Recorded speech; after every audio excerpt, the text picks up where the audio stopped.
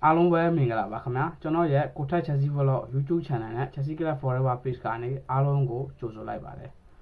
ကျွန်တော်မနေ့ကတော့ဒီ Chelsea Club Forever Page မှာတော့ live လုပ်ခဲ့တယ်ဒီပထမပိုင်းပွဲပြီးပေါ့လေဒီ Fofana တို့ပါလို့ကိုစတိုးပါလို့တောင်းရန်ကောင်းတယ်ပေါင်းပေါင်းပါလို့ခြေစွမ်းပြတယ်ဒုတိယပိုင်းတော့ဘာမှထွေထူးပြောကြမရှိဘူးဒုတိယပိုင်းတော့ကျွန်တော်တို့လူစားဝင်နိုင်ကစားသမားဆိုလဲတိတ်အသုံးကြောက်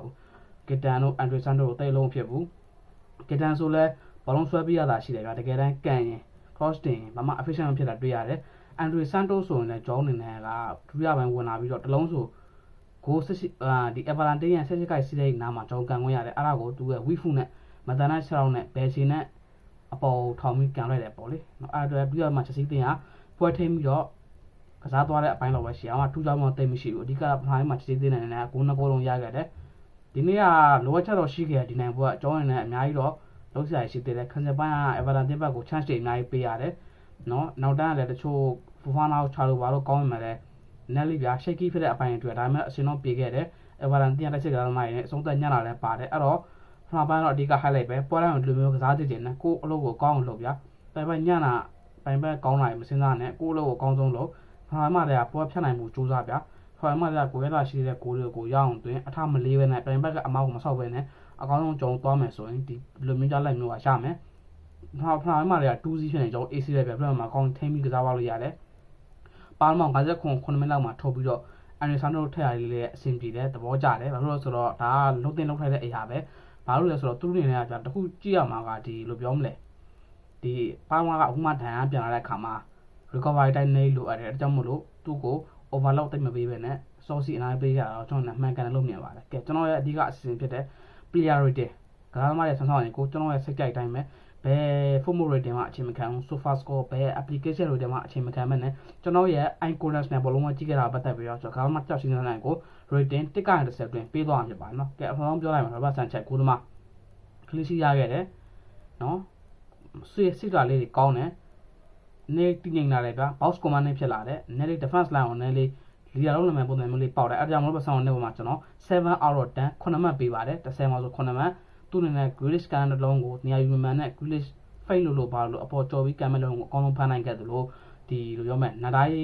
အန်တိုင်းပေါ့အန်တိုင်းကန်လုံးတွေပါသူ့အနေနဲ့ပပလေးဖမ်းလာလေးရှိတယ်မစိုးဗျာနဲ့လက်ခံလို့ပေးတဲ့လူကြားတော့တဲ့နားတစ်ခုမှရှိရတဲ့ကြောင့်မလို့9မှတ်ပေးပါတယ်နောက်တစ်ယောက်တော့ Gusto မောင်တမတ်ပေးရမှာကစားသမားပါ9 out of 10 9မှတ်ပေးပါတယ်နော်တကိုးတွင်တကိုးဖန်တီးခဲ့တယ်အကောင်းဆုံးခြေစွမ်းပြနိုင်ခဲ့တဲ့အပြင်သူ့အနေနဲ့ဗျာစီးတဲ့မှာသူ offer အများကြီးပေးရဆိုတာကိုတည်ပြခဲ့တဲ့ပွဲတော်ပဲနော် Royal မှာ up and down အကောင်းဆုံးကစားနိုင်ခဲ့ပြီးတော့နော်တိုက်စစ်လိုက်ပါတာဟောခန်းစစ်ကူတာအကောင်လုံးကိုအဆင်ပြေခဲ့တယ်နော်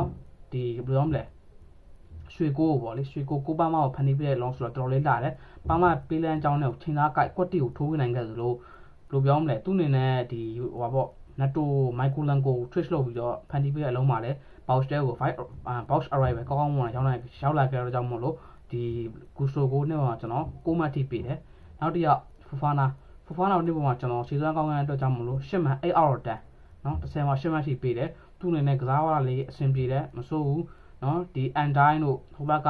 ကဂွီတို့နော် Grealish တို့ကန်တဲ့အလုံးတွေကို block လုပ်ခဲ့တာလေးရှိတယ်တတိယ defense line မှာ6လို့ပေါ့ဥဆောင်ပြီးတော့နော် leader တို့ပြီးကစားတဲ့အနေအချင်းမျိုးလေးတွေ့ရတယ်နော် physical ကောင်းတယ် speed acceleration အကုန်လုံးပေးကြတဲ့ကြောင့်မို့ဒီတဲ့နောက်တန်းမှာနေလေးနေ့ပေါ်မှာ6ခွက်မရှိအောင်ဆုံးနိုင်ခဲ့တယ်အဲ့ဒါကြောင့်မလို့ဒီ Wesley Fofana ကိုလည်းကျွန်တော်နေ့ပေါ်မှာမောင်းတမန် performance နီးပါ8မှတ်ထိပေးပါတယ်เนาะနောက်တစ်ယောက်ချလို့ပါတော့ဒီပေါ်မှာကျွန်တော်9မှတ်ပေးတယ် Fofana တော့မကောင်းဒါပေမဲ့ Fofana ရဲ့တကယ်ကိုစနံပါတ် pairing เนาะ Fofana ကဟိုပါပေါ့ Fofana ကနေဆိုသူကဟိုပါပေါ့နေရဲ့ဘေးနားမှာရှိတဲ့လာတို့ကဘာတို့ပုံစံမျိုးအကောင်းဆုံးအတွက်ဖက်ညီကစားနိုင်ခဲ့တယ်နေနဲ့လာရွှေနေမြပုံစံမျိုးပဲ Fofana တော့အကောင်းဆုံးစနံပါတ် pairing တစ်ခုဖြစ်ခဲ့တယ်ကျွန်တော်တို့ကစနံပါတ် pairing အကောင်းဆုံးက Fofana ရဲ့ဒီချာလို့ပဲအခုလက်ရှိပဲ9နာရီနဲ့ချိန်မှာသူတို့နှစ်ယောက်ကတော့ကျွန်တော်အနေနဲ့အကောင်းဆုံးလို့ထင်တယ်အဲ့ဒါကြောင့်မို့လို့ဒီ Fofana ကို10မှတ်ချာလို့က9မှတ်သူတို့နဲ့လည်းမစိုးဘူးနောက်တော့မှဒီချာလို့ပဲဟာကွက်လေးလိုက်ဖြစ်ပြီးတယ်ချာလို့မှနဲ့ Fofana တယောက်အမကိုတယောက်လိုက်ဖြစ်ပြီးကစားဖို့ကြောင့်မို့လို့ခန်းစီဘက်နဲ့တင်းနေခဲ့တယ်သူတို့နှစ်ယောက်ကစားမှဆိုရင် clean sheet ရတဲ့ပွဲရတော်တော်လေးများတော့ကြောင့်မို့လို့ဒီလိုရောမလဲချာလို့ချင်းကျွန်တော်9မှတ်ပေးပါနောက်တစ်ယောက်ကိုရလားကိုကတော့ဒီနေ့ပေါ်မှာကျွန်တော်6မှတ်လောက်ပေးတယ်ဘာလို့လဲဆိုတော့ပွဲပန်းနေရာလည်းပါတယ်သူ့အနေနဲ့တာမရနည်းလေးကောင်းတဲ့ performance ပြအရင်တော့သူ့အနေနဲ့အရင်လို့တိုက်ဆက်တဲ့အရင်မလိုက်နိုင်ဘူးတခါဒီ Andine တို့เนาะ Andine တို့ဒီဟိုဘက်က Guihi တို့ရဲ့ one touch လေးမှာသူ့အနေနဲ့ဘောလုံးထွက်သွားတဲ့အပိုင်းလေးရှိတယ်ဒါတော့သူ့အပြစ်မဟုတ်ဗျာ တော့နားလဲရမှာကဒီနေ့အန်ဆိုလို့ကျွန်တော်ဒီနေ့ပုံမှာမောင်တမဆိုအမှတ် short ပေးမှာပါသူတို့နှစ်ယောက်ကအမှတ် short ခံရဆိုတော့သူတို့ရဲ့ performance ညလာတက်နီးပြရဲ့သူတို့ကိုပွဲစားတွေအများကြီးတုံးလာပေါ့ performance ကျတာလို့မြင်တယ်သူတို့အပြည့်မပါဘူးနီးပြမှာလည်းသူ့ပွဲစားစီမ short နိုင်သေးတာတော်တော်အန်ရများတယ်ကူရလာရောအန်ဆိုရောတကယ်တနာဖို့ကောင်းပါသူတို့နှစ်ယောက်ကပွဲပတ်နေပြီအဲဒါကြောင့်မို့သူတို့နှစ်ယောက်စလုံးကိုကူရပြီးမဆုံးကျွန်တော်6မိနစ်လောက်ပေးတယ်လိုဖြစ်ထိုးနေနဲ့ပွဲပတ်အထားမှာတော့ခန်းစစ်ကိုရုံးတယ်အရင်မလုံးတော့ဗျာသူတနင်္လာတော့အကောင်းဆုံးထိမ့်ပြီးကစားရတဲ့ကြောင့်မလို့သူ့တော့ကျွန်တော်နေ့ပေါ်မှာ6မှတ်နောက်ပြီးတော့ကွင်းထဲမှာ reach ရောနေ့ပေါ်မှာ9မှတ်နော်သူနဲ့ပထမ9ရောက်အလုံးမှာဆိုရင်ဟာပေါ့ Fofana တို့ reach တို့ဘလုံးရောက်ဖို့လည်းသူနဲ့အကောင်းဆုံးပတ်မိုးပေးခဲ့တယ်နောက်ပြီးတော့ဒီနောက်တန်းမှာရှိတဲ့ဒီဘယ်လိုပြောမလဲနောက်တန်းမှာရှိတဲ့ဒီ Fofana တို့ Chalobah တို့နဲ့အကောင်းချိတ်ဆက်ပြီးကစားနိုင်ခဲ့တယ်လို့အန်ဆိုတော့လည်းအကြီးကျယ်အထောက်ပံ့တစ်ခုဖြစ်ခဲ့တယ်ဂူဆိုလည်းအများကြီး sporting ပေးခဲ့အပိုင်းနေရှိခဲ့တဲ့ကြောင့်မလို့နေ့ပေါ်မှာ reach နဲ့ကျွန်တော်9မှတ်ပေးတယ်လူကျန်ကို9မှတ်ပေးတယ်သူနဲ့ performance ကောင်းတစ်ခုပြခဲ့တယ်ကျွန်တော်နဲ့တွေ့မြင်နေပါနောက်တစ်ယောက်အန်ဆိုနေမှာ rating အနည်းဆုံးကစားသမားလို့ပြောလို့ရတယ် average ပဲပေးတယ်နော်5 out of 10 5မှတ်ပဲပေးတယ်အန်ဆိုနေနဲ့ဘောလုံးပေးရတယ်လည်းညံ့တယ်တစ်လုံးပဲရှိတယ်သူနဲ့ဒီကာနာချိုပေးရတာကာနာချိုအပေါ်ထောင်ကန်လုံးလာအိတ်လုံးလောက်ပဲသူ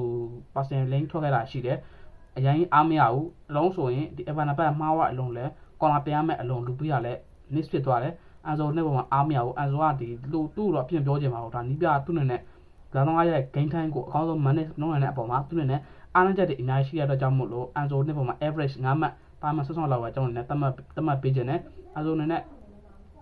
ုနဲ့တစ်ချက်ပိုကောင်းတဲ့ performance နေကြဖို့တော့ကျွန်တော်အနေနဲ့နောက်ဘက်မှာမျှော်လင့်မိပါတယ်နောက်ပြီးတော့ပါ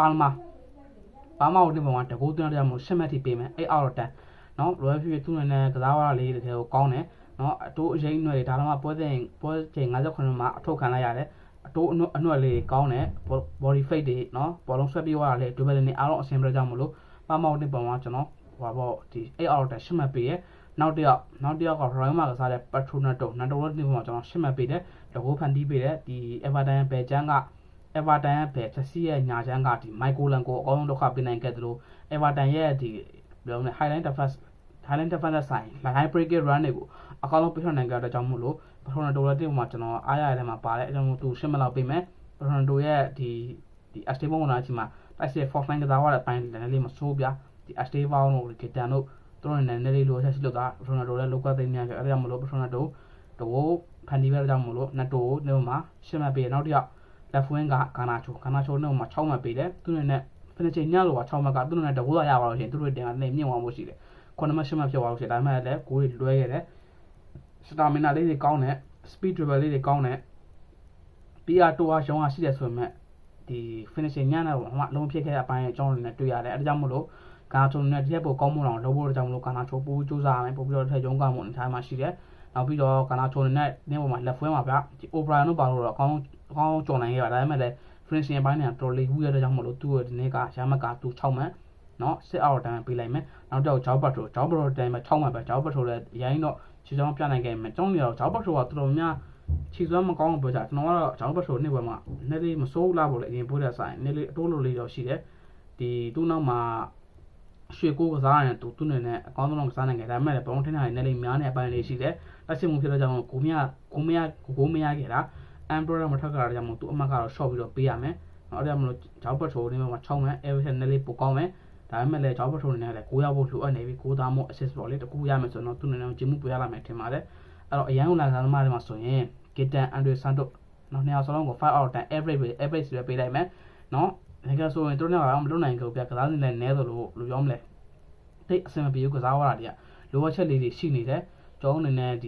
ီအနောက်တန်းကိုဖြည့်တဲ့အပိုင်းဒီမှာလည်းတိတ်မကောင်းဘူးအဲ့တော့ကျွန်တော်ဆိုလည်းဒီတလုံးကန်ခွဲရတာမောထောင်ရတဲ့အလုံးတွေရှိတယ်ဂီတာဆိုလည်း efficient ပြတဲ့အပိုင်းအချက်တော့သူတို့ကို average ပဲပေးလိုက်တယ်9မှတ်နောက်တစ်ယောက် Esteban နော် Esteban တော့ကျောင်းအနေနဲ့ဟိုပါပေါ့လေ Esteban တော့ကျွန်တော်က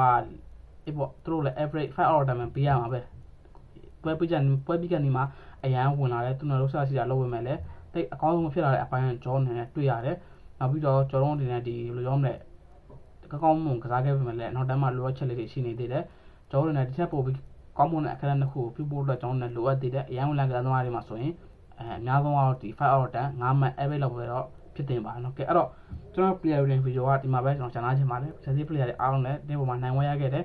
အ အရင်တော့အားနေတာမရှိပေမဲ့လည်းအကောင်လုံးအစင်းမဲ့ performance တစ်ခုပြခဲ့တယ်အာတိုမာစကာရောနဲ့မှာ rating ပေးရမယ်ဆိုရင်အာတိုမာစကာရောနဲ့ပေါ်မှာ7 out of 10 9မှတ်အထိတော့ပေးပါနော်ကဲအဲ့တော့ကျွန်တော်ရဲ့ဗီဒီယိုကိုဒီမှာပဲကျွန်တော်ကြင်ပါတယ်ကဲကျွန်တော်ရဲ့ဗီဒီယိုကိုရှုပ်ပြရကိုတောင်းတောင်းရှင်တာကျေးဇူးအထူးတင်ရှိပါတယ်အားလုံးတော့ဆက်လိုက်ပါနော်အားလုံးပဲစီပါ